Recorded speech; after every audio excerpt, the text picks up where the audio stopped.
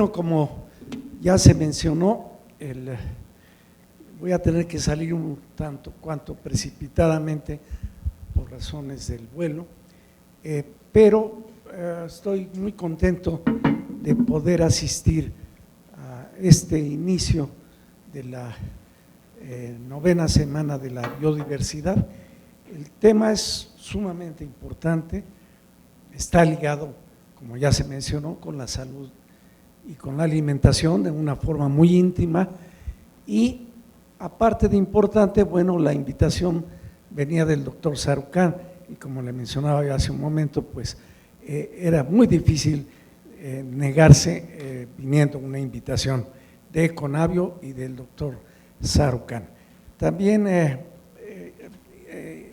estaba programado el actual subsecretario de Agricultura, Víctor Suárez, con quien en el pasado trabajamos mucho en una ley de agricultura que, bueno, contemplaba las cosas que actualmente se tienen que contemplar, pero no estaba el ambiente listo y no dejaron que avanzara aquella ley. Sé que no va a venir hoy, pero bueno, de cualquier manera le mandamos un saludo. Pese al descuido de nuestra sociedad y por la sociedad, no solo nosotros, nuestro gobierno, nuestra iniciativa privada, en fin, todos los que componen nuestra sociedad, ha mostrado un gran descuido y perdemos entonces biodiversidad a toda prisa. Es desesperante ver que esta sociedad no tiene el cuidado suficiente para mantener esa biodiversidad, pero todavía, claro, es un consuelo un poco de derrotado, pero todavía es una biodiversidad muy grande, ya lo mencionaba el doctor Galindo, y esta biodiversidad todavía sorprendente, es uno de los países más biodiversos, aunque esté perdiendo a gran velocidad, esta biodiversidad todavía es muy importante. Esta biodiversidad tan grande debería estar conectada, claro, no es el único factor, con una alimentación maravillosa, y esta alimentación maravillosa también no es el único factor, debería estar conectada con una excelente salud.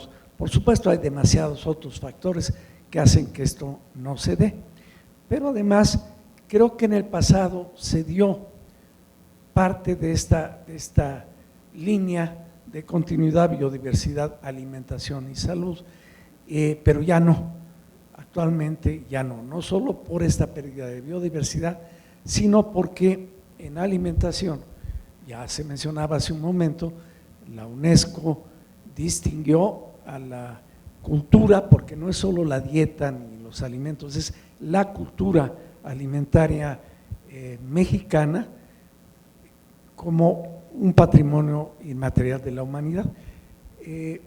Fue la primera vez que la UNESCO aceptó entrar en cocinas o en culturas alimentarias, y tenían cierta duda, pero para evitarse las dudas también calificaron, y no está mal, a la cultura alimentaria mediterránea y a la cocina francesa como patrimonios de la humanidad. Pero realmente el quien abrió brecha fue, después de el fracaso de una vez, el grupo mexicano logró en la segunda ocasión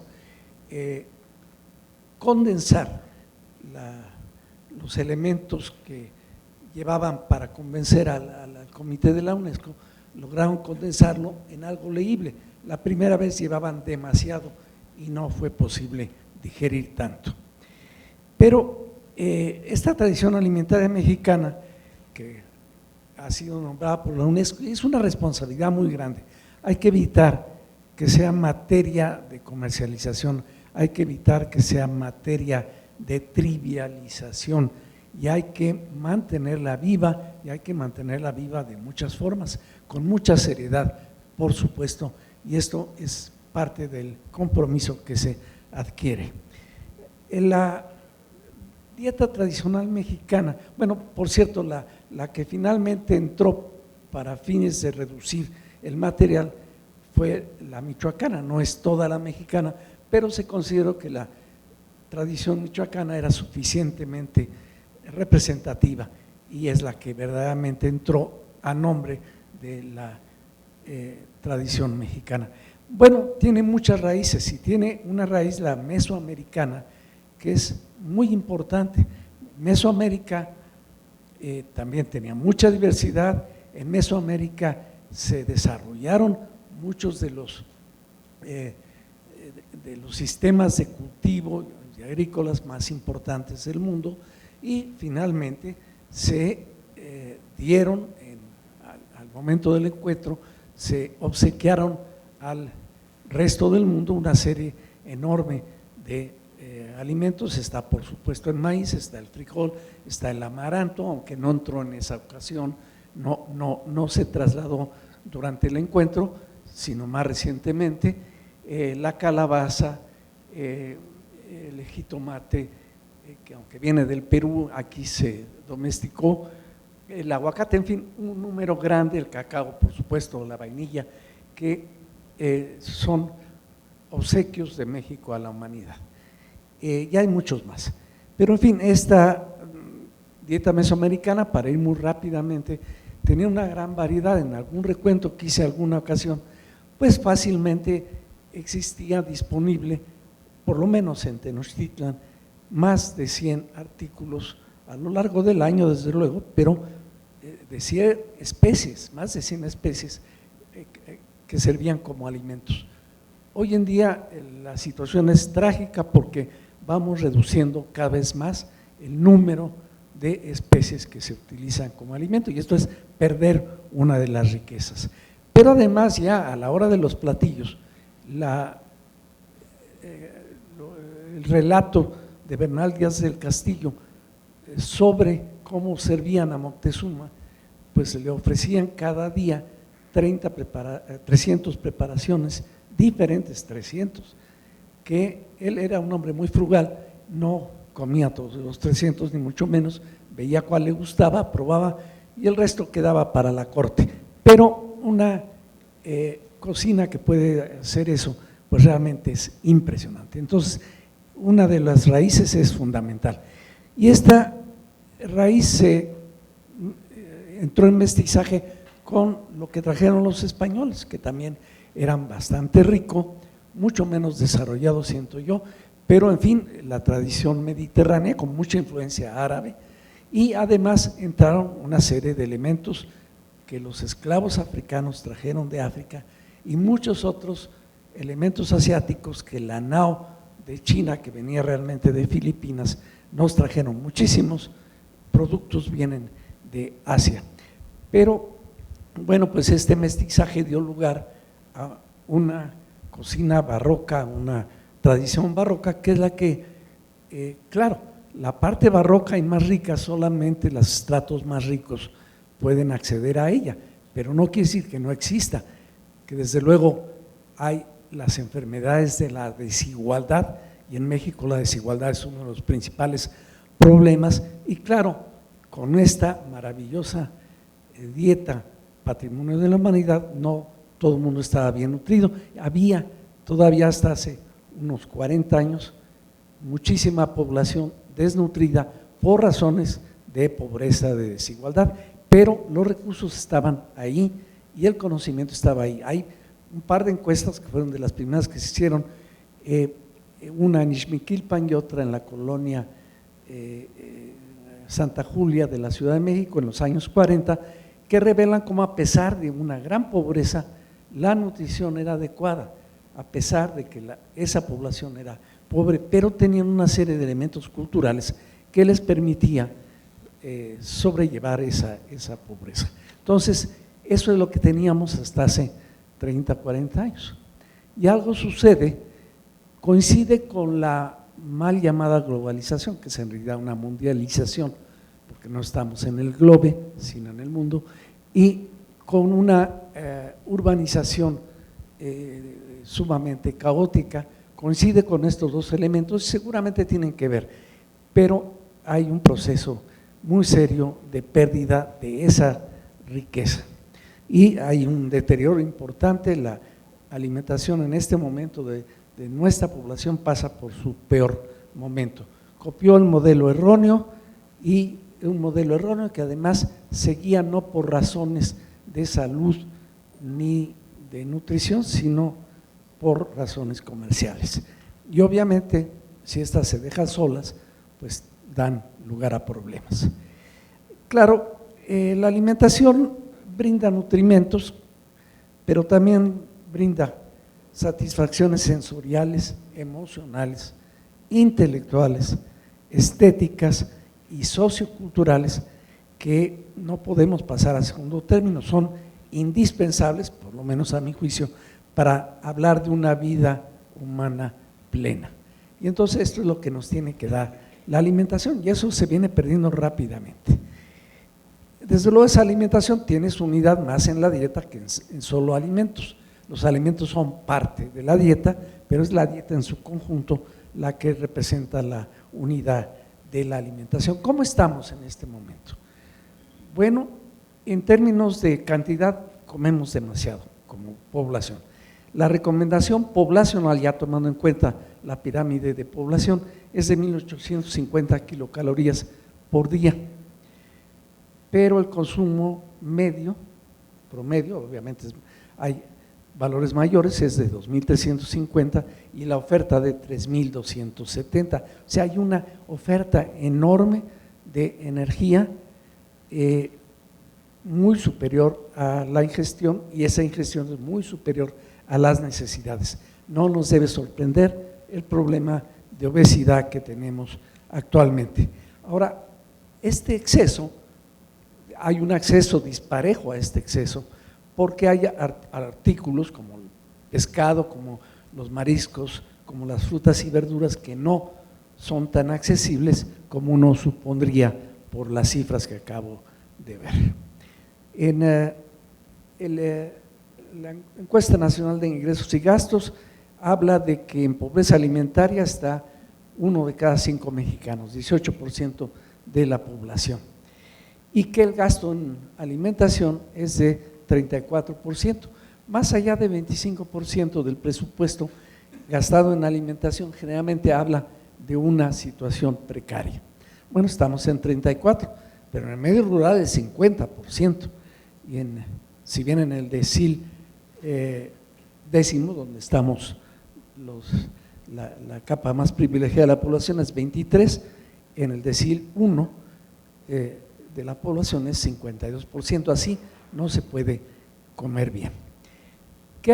Como en términos muy generales se ha caído el consumo de nixtamal, y hay quien diga, ay, qué bueno, nos estamos modernizando, pero aquí modernizarse es ir para atrás si dejamos que el nixtamal se pierda. Es uno de los grandes inventos de la humanidad, tiene una serie, no me quiero detener a detalles, pero una serie de ventajas importantes.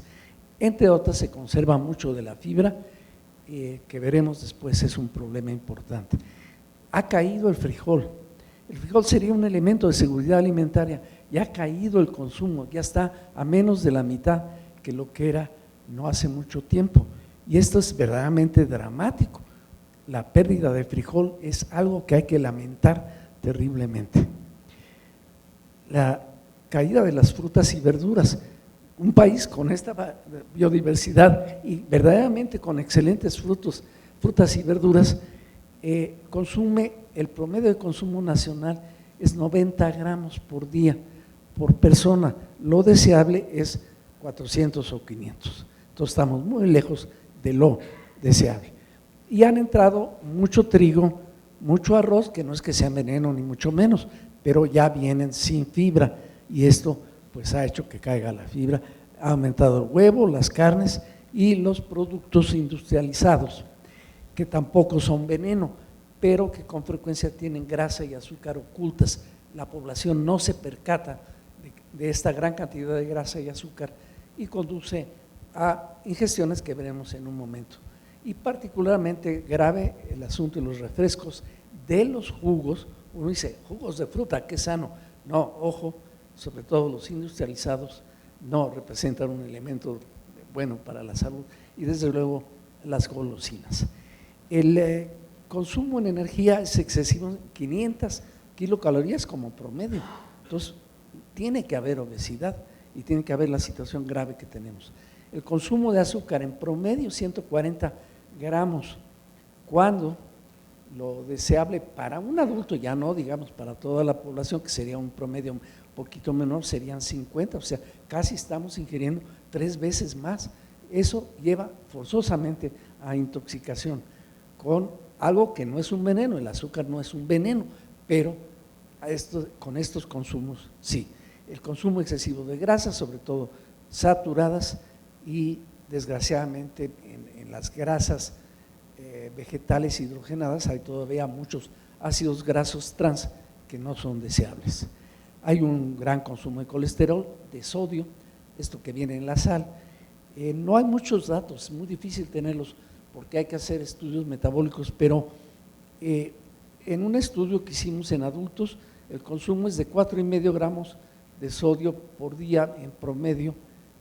Hay un poquito más en el hombre que en la mujer, pero 4,5 gramos, cuando la OMS recomienda que no sean ni 2. De hecho, próximamente bajarán sus recomendaciones, entonces también ahí estamos excedidos en forma importante. Algo que la gente no nota, que es lo que llamamos el índice glicémico, la rapidez de absorción de hidratos de carbono con distintos alimentos. Bueno, nuestra dieta se ha ido a una composición que favorece una absorción demasiado rápida de hidratos de carbono. Esto es fatal para la diabetes, es inadecuado para el manejo del diabético, pero además genera una presión sobre el páncreas sumamente importante. Hay una gran insuficiencia de fibras que antes no teníamos y ahora sí, de algunas vitaminas, de ácidos grasos monoinsaturados y poliinsaturados, de hierro, de zinc y de lo que se ha llamado fitonutrientes, son sustancias biológicamente activas como los antioxidantes, que son muy positivos para la salud y que se han venido abajo al bajar el consumo de verduras y frutas. Entonces, bueno, este es el problema y ha habido una masificación de dietas mediocres y una destrucción, por supuesto, del modelo alimentario a raíz, sobre todo, de la modernización. No me atrevo a decir que es la única causa, no debe ser la única causa, pero sí es importante porque se escogió el modelo inadecuado. Y este consumo nos lleva a padecimientos. Sigue habiendo desnutrición aguda, particularmente infantil en el medio rural. Hay zonas en Guerrero y zonas en Oaxaca y en Michoacán donde la situación sigue siendo terrible en términos de desnutrición, de falta de alimento. Claro, ya no es el problema nacional que era antes, pero no debemos cantar victoria porque son igualmente mexicanos. Hay un problema de anemia importante. Una séptima parte de las mujeres, 1 de cada 7 mujeres que uno viera así al azar, debe tener problemas con insuficiencia de hierro. 1 de cada 5 si son embarazadas. Y en el segundo año de vida de los niños, que es el año quizá de más aprendizaje, primero y segundo año, hay casi 4 de cada 10 niños tiene anemia. Y esto es fatal para el aprendizaje.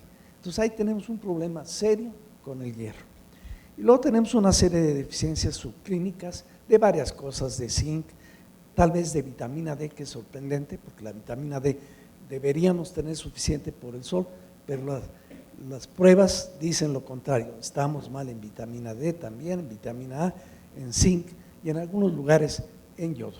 Y además tenemos esta epidemia de obesidad, que es dramática verdaderamente, y de enfermedades crónicas relacionadas con la obesidad, que son la diabetes mellitus tipo 2, hoy en día primera causa de muerte en adultos, la hipertensión arterial, 1 de cada 3 adultos tiene hipertensión arterial, sépalo o no, muchos no lo saben, pero es el asesino silencioso, no avisa, es un asesino que no avisa. El exceso de colesterol y algunos tumores, todo esto se asocia con la obesidad. Es muy complejo, hay factores genéticos, hay factores epigenéticos, que son los que se dan durante el embarazo, y hay factores ambientales, muchos, no es solo la dieta, pero sin duda la dieta está participando seriamente en todo esto. Entonces, en suma, tenemos un problema sumamente serio y eso se liga, por supuesto, con esta dieta desequilibrada, de diversidad creciente, y que pasa de una cultura, patrimonio inmaterial de la humanidad al desastre actual, pues es lamentable. Hay que recordar que los sistemas de producción también se han venido viciando demasiado. Llamado modelo agroindustrial, que es donde la agricultura es un negocio. Y dicen, sí, qué bueno que sea un negocio, bueno, sí, qué bueno que rinda, pero no de que sea solamente un negocio, tiene que ser algo mucho más importante, es el centro de la alimentación del ser humano y la alimentación es el centro de la salud. Esta agroindustria que se basa en el lucro, no se fija en otras cosas, que usa intensivamente maquinaria y petróleo, que es responsable de mucho de los gases de efecto invernadero, quizá una tercera parte, dicen algunos, que monocultivo es terrible, que hace monocultivo en terrenos externos y que contamina, deforesta, reduce la resistencia a plagas y bueno, tiende a desplazar al ser humano de sus lugares donde habita. Esta está siendo actualmente criticada en todas partes del mundo y la FAO propone que sea la producción campesina tradicional o la agroecología quienes sean las fuentes de producción.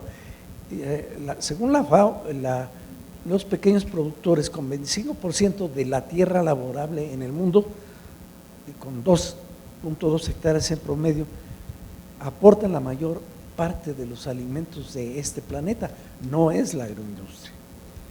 Y bueno, pues si tenemos el calentamiento por este tipo de alimentación y de producción que convierte grandes cantidades de agua y granos en cantidades pequeñas de productos pecuarios, esto significa un desperdicio importante y un daño ambiental. Realmente, eso de que hablan de que ya no hay suficientes alimentos, yo creo que sobran y se tiran por todos lados, pero realmente exigiría tal agresión al ambiente, obviamente no. Ya Einstein lo prevía y decía, deberíamos quizá todos ser vegetarianos. Bueno, es una posibilidad, pero también podemos seguir siendo omnívoros, pero de una forma más sabia. Y regreso a la dieta tradicional mexicana, era omnívora en forma sabia. Entonces ahí tenemos un modelo que si ya lo tuvimos podríamos regresar a él. Recién salió un reporte de la revista Lancet que se llama Eat Lancet y que propone un patrón alimentario para proteger al planeta y para 2.500 kilocalorías, de ejemplo, nos dice pues que deben ser semillas de cereales, 230 gramos más o menos, pero que sean enteros, no refinados como los que actualmente se está consumiendo. Entre ellos está, por supuesto, el nixtamal, sigue siendo razonablemente de grano entero. Que las verduras sean 300, las frutas 200 gramos por lo menos, esos 500 que mencioné hace un rato, que la grasa añadida baje a 40 gramos, que los azúcares añadidos bajen a 31 gramos, esto no sé si se puede alcanzar fácilmente, que las leguminosas que estamos perdiendo en el frijol, regresemos a 75 o 100 gramos, quizá en Mesoamérica se consumían como 200 de frijol probablemente, entonces no es algo absurdo y esto sería parte de una dieta mejor para la salud y mejor para el planeta. Por supuesto habla de la posibilidad de nueces, en nuestro país es difícil, de reducir los lácteos, el huevo a solo 13, lo hacen por la forma en que en Estados Unidos se produce el huevo, quizá en México, que es más razonable, podría tolerarse mayores cantidades. Las carnes rojas bajarían a 14 gramos, ¿saben lo que quiere decir eso? Es casi nada por día. Bueno, sería consumir una ración más alta, pero ocasionalmente. Y en fin, mejor pescado y aves que carnes rojas. Y bueno, aquí está el sistema alimentario, que que ya Víctor Suárez pues pensaba que tenía que cambiarse, pues sí, debería asegurar el acceso de todos los mexicanos a una alimentación disponible en proximidad, económicamente accesible, culturalmente aceptable. No tenemos que copiar culturas más primitivas, y sanitaria, ecológica y nutriológicamente satisfactoria. Y esto pues va mucho con lo que CONAL, la Comisión Nacional de Alimentación, que hubo allá en los años 80, cuando todavía había pues un Estado que realmente pensaba más que lo que últimamente se ha estado pensando. Bueno, la CONAL decía, la soberanía alimentaria, sí, qué bueno que haya autosuficiencia, pero esa es secundaria, es importante, pero no es solo eso, lo importante es tener el modelo alimentario más conveniente desde todos los puntos de vista que ya mencioné, inclusive el cultural, para la población, y no copiar culturas estañas, no porque lo estaño sea malo, no, pero es que lo que estamos tirando era mucho mejor. Entonces esto hay que reestructurarlo y es algo que pues tendremos que ver, y era un poquito lo que le pensaba retar a él un poco, a que nos contara también de eso. No quisiera extenderme más, creo que esto pinta pues mi manera de pensar, lo que pensamos en el instituto y lo que está ocurriendo en nuestro país. Gracias.